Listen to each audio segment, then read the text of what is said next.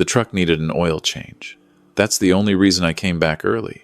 I had planned to spend the full weekend up at my brother-in-law's cabin in Gatlinburg, 3 days of fishing, bad coffee, and the kind of quiet that a 64-year-old man earns after 4 decades of working. But on Saturday morning, I was loading my gear into the bed of my F-150 when I noticed the oil light had been flickering on the drive up. Frank didn't have anything to drain it with, and I wasn't about to push my luck on a 2-hour mountain road. So I packed up Saturday evening instead of Sunday, kissed the peace and quiet goodbye, and pointed the truck south toward home. I pulled into my driveway just after 9 on Saturday night. There was a car parked along the side of my house, a silver Audi, backed in close to the fence line like whoever parked it was trying to keep it out of sight from the street. I didn't recognize it. I sat in my truck for a moment with the engine running, looking at it. My son Daniel's Jeep wasn't in the driveway. I knew he was traveling for work that weekend, a conference up in Chicago. He'd asked me 2 weeks ago if I could be available in case my daughter-in-law Rachel needed anything with the grandkids. I had said yes, without hesitating. I always said yes. My house sits on 2 acres, at the edge of a quiet neighborhood. Behind the main house, about 40 yards back, there's a workshop, a big detached garage I built 14 years ago with help from my brother and 2 good neighbors. Patricia picked out the wood stain. She drove to 4 different hardware stores because she didn't want just any shade of red. She wanted the color of a barn in a painting she'd seen somewhere, warm and deep. She found it. She was like that. She never settled for something that was almost right when the right thing existed somewhere and just needed looking for. After she passed 3 years ago, I spent most of my evenings in that workshop, not building anything for a long while, just sitting with her coffee mug on the workbench beside me, listening to the radio she used to complain was too loud. It was the place I felt closest to her, the one corner of the world that still smelled like sawdust and her hand lotion and the lavender candles she burned to cover the wood stain fumes. The light in my workshop was on. I could see the yellow glow through the small window that faces the house. I stood in my driveway for a moment after killing the engine, telling myself it was probably Daniel. Maybe his flight got canceled. Maybe the conference ended early. Maybe he stopped by to check on things. But Daniel's Jeep wasn't there, and the Audi wasn't Daniel's. I walked around the side of the house slowly. The grass was still wet from an afternoon rain, and I remember the sound of it under my boots, that soft press and pull of damp ground. The night was warm, the kind of Tennessee September evening that holds the heat from the day long after dark. I stopped when I reached the corner of the house, where I could see the workshop clearly. The door was cracked open. I could hear music. Something low and indistinct, not the classic country station I kept programmed into the old radio on my shelf. This was different, smoother, the kind of music that plays in restaurants where the portions are small and the prices aren't written on the menu. I recognized my daughter-in-law's laugh. I stood there with my hand on the corner of the house, and I felt something cold settle in my chest. Not surprise, exactly. Something worse than surprise. Something that felt like watching a piece of furniture tip over in slow motion, that helpless moment between when you know it's going to fall and when it actually hits the floor. I thought about walking back to my truck. I thought about it seriously. I told myself I was wrong. I told myself Rachel had a reasonable explanation. She was close with her sister. Maybe they were having a girls' night and borrowed the space. Maybe one of her friends had car trouble. Maybe 100 things. I walked to the workshop door and pushed it open. Rachel was sitting on the old wooden stool I kept near the workbench, and there was a man standing beside her, close enough that their arms were touching. He was tall, maybe mid-40s, wearing a button-down shirt with the sleeves rolled up. There was an open bottle of wine on my workbench. 2 glasses. The radio I kept tuned to 650 AM was playing something I didn't recognize. They both turned when the door swung open. Rachel's face went through about 4 different expressions in the space of 2 seconds. The last one was something I can only describe as cold calculation, the look of a person deciding quickly how to manage a situation. The man took a step back.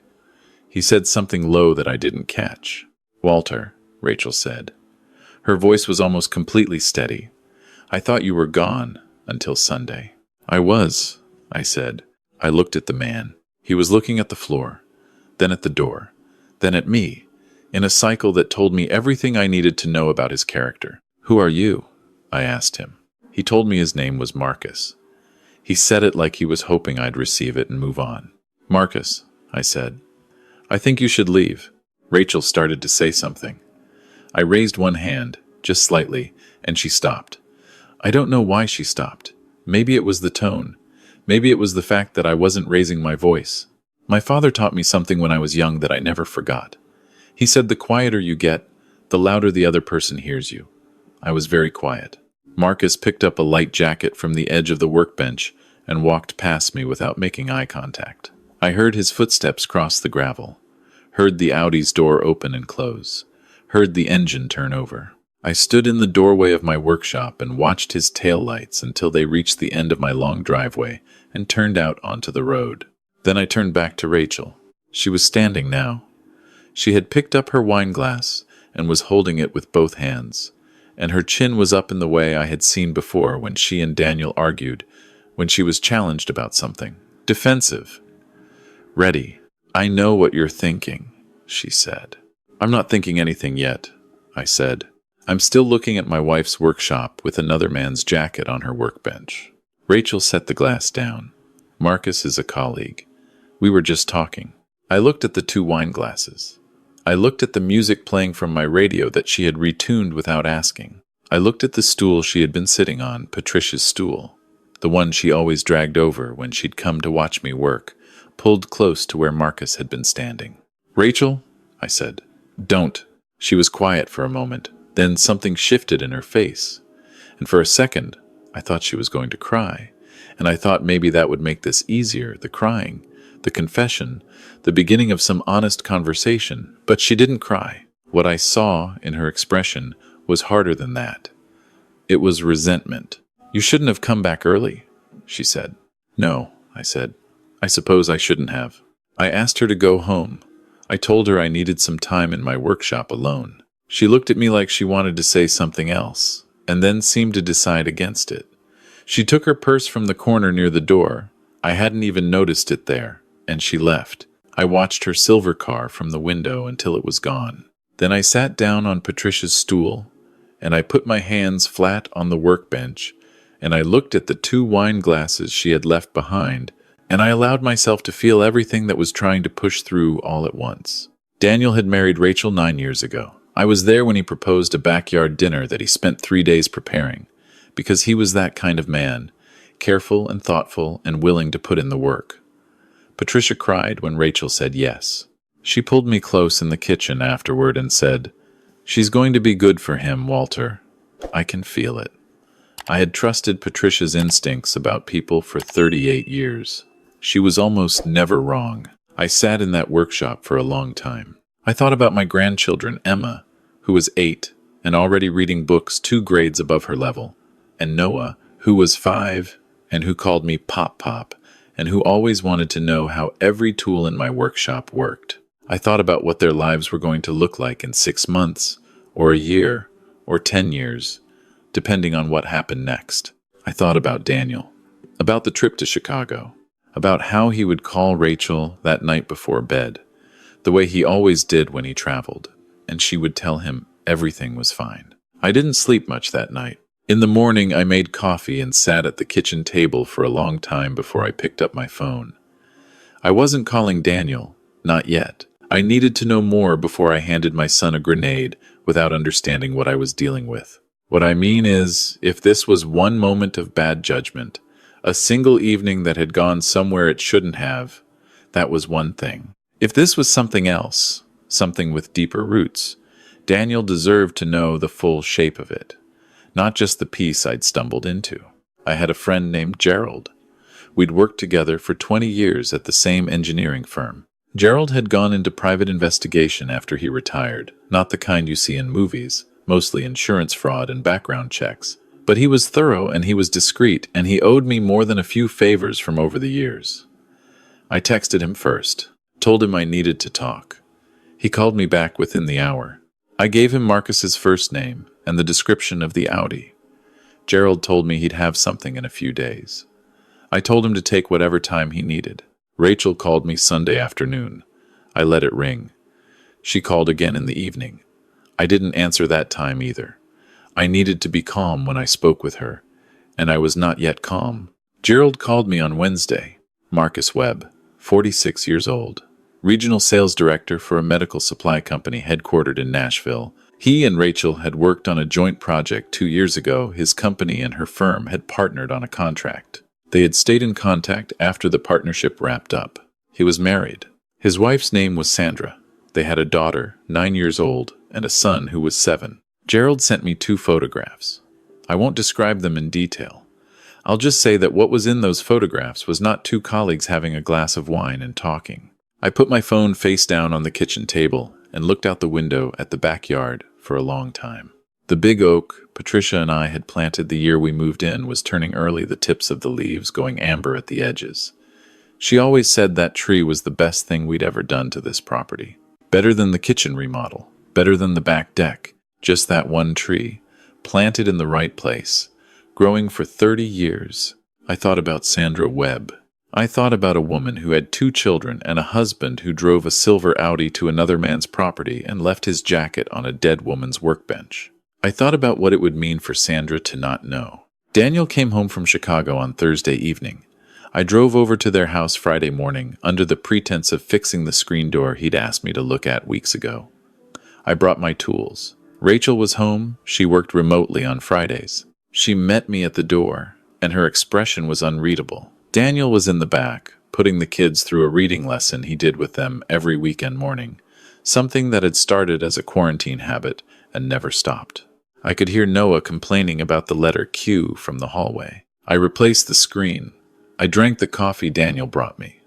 I watched Rachel move around the kitchen with the careful neutrality of a person who has rehearsed their normal. She didn't look at me directly when she refilled the coffee pot.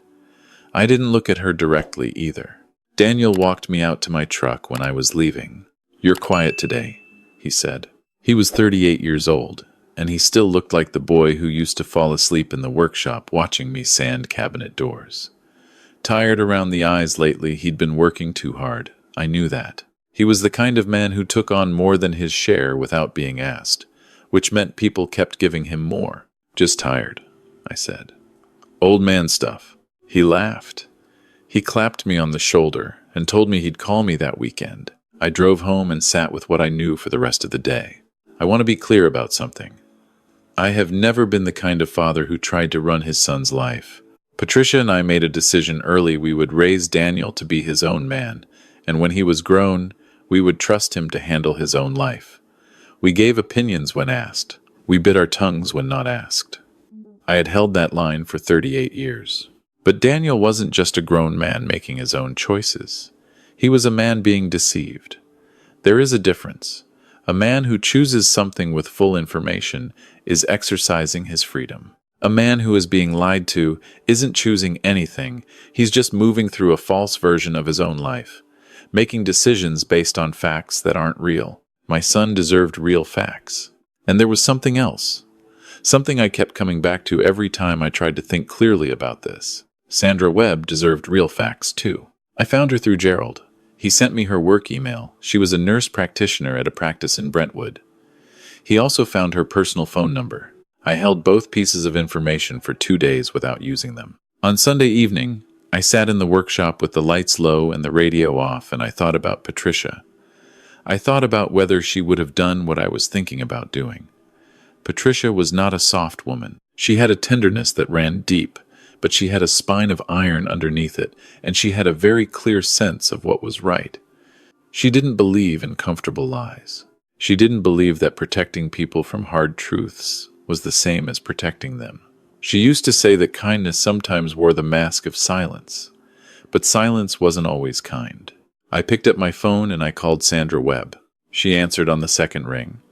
Her voice was warm and slightly cautious, the way anyone sounds when an unfamiliar number calls on a Sunday evening. I told her my name. I told her who my son was. I told her what I had seen in my workshop 8 days earlier, and I told her that I had documentation she was welcome to review if she chose to. I told her I was sorry to be the one making this call. I told her she deserved to know. She was very quiet for a long time. Then she asked me just one question. She asked if I was certain. I told her I was. She thanked me. Her voice didn't break, but I could hear the weight of what I'd just placed on her, the way a floor sounds different when something heavy is set down on it.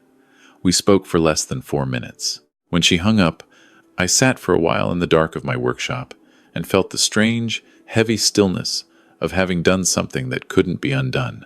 The following Tuesday, I called Daniel and asked him to meet me for breakfast. Just the two of us. He could hear something in my voice. He'd always been perceptive that way, even as a child, and he didn't ask questions, just said he'd be there. We met at the diner on Franklin Pike that we'd been going to since he was a teenager. We ordered the same things we always ordered. When the food came, I set my fork down, and I looked at my son, and I told him everything. I told him about coming home early, about the workshop, about Marcus Webb, about Gerald in the photographs, about Sandra. I watched him go very still. Daniel was not a man who showed a lot of emotion in public. He had that from me, I think, that tendency to pull inward when something was hitting hard. He looked at the table. He looked at his coffee cup. His jaw worked once. He didn't say anything for almost 2 full minutes. Then he said, very quietly, "How long have you known?" "Since the night I came home," I said. "I wanted to have everything before I came to you. I didn't want to hand you half a picture." He nodded slowly, like he was taking inventory of something internal. "The photos," he said. "Gerald still has them?" He sent them to a secure folder. "Whatever you need." He picked up his fork and looked at his eggs and put it back down without eating. "She was in Mom's workshop," he said. Not a question. He already knew. I had told him.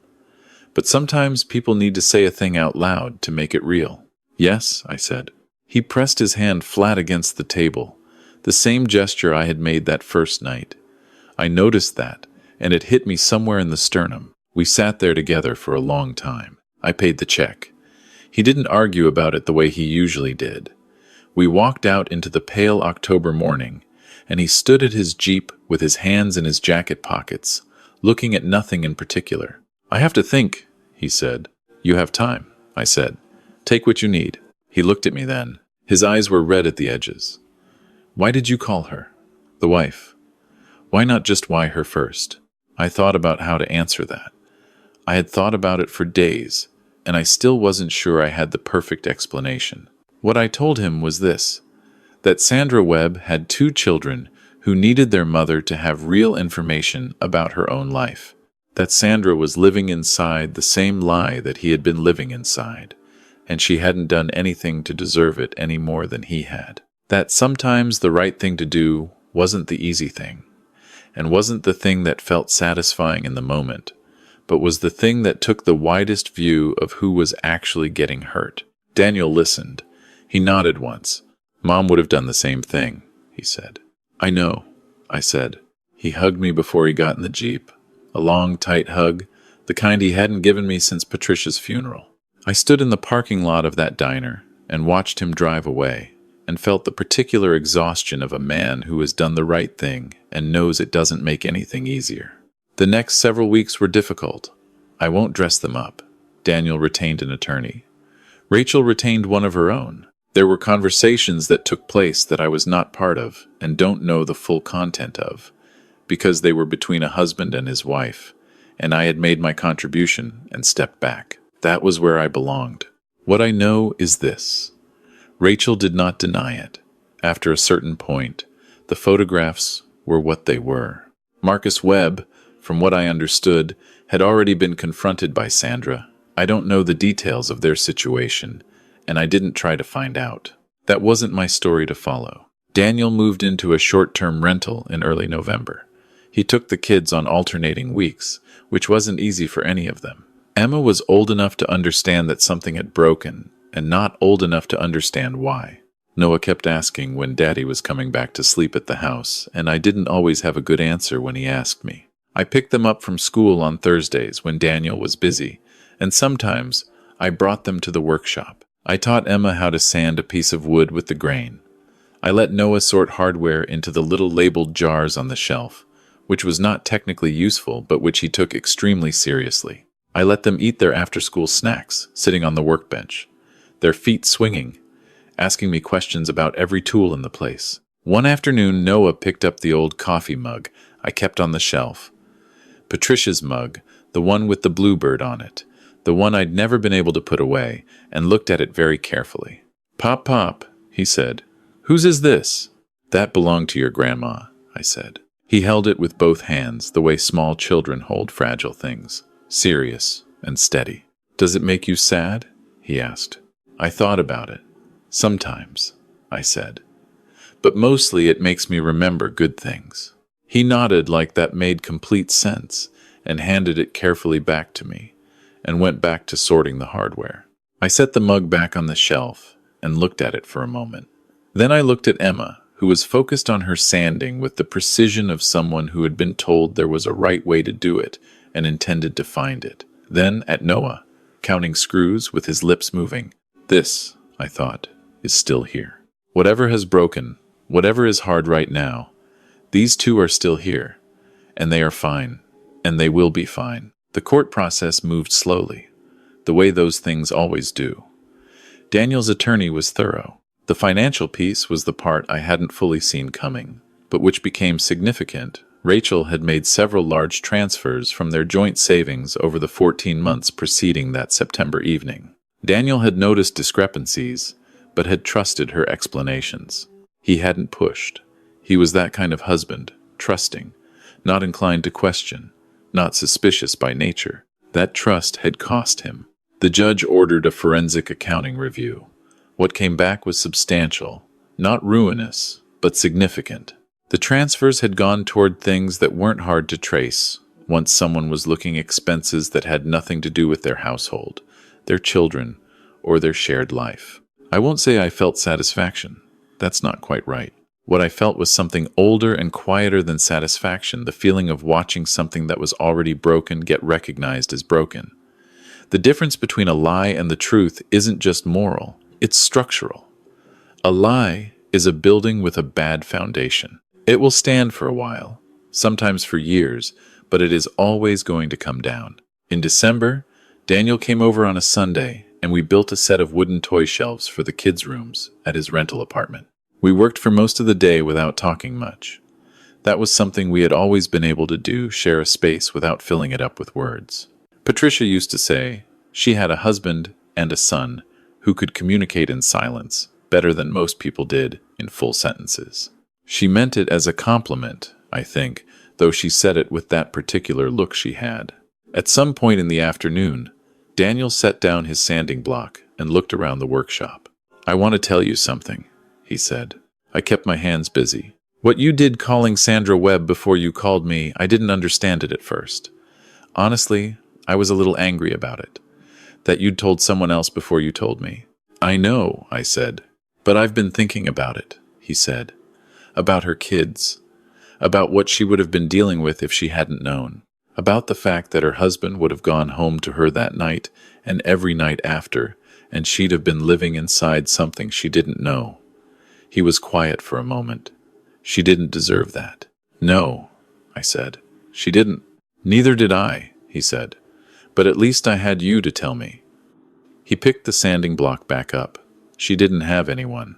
We worked until the light outside the workshop windows went thin and blue with early winter dark. He stayed for dinner. We ordered pizza, because neither of us had remembered to plan anything better, and we ate it at the kitchen table the way we used to when he was young, and Patricia was late getting home from one of her evening walks, and it was just the two of us making do. He talked about the kids, about how Emma had started writing short stories at school, and how her teacher had called to say she had real talent, which I already knew from the stories she read to me in the workshop while I worked. He talked about a new project at work, something he was genuinely excited about for the first time in a while. He talked about small things, ordinary things, the kind of conversation that means a person is finding their way back to their own life. I listened. I ate my pizza. I thought about Patricia. I thought about how she would have handled all of this.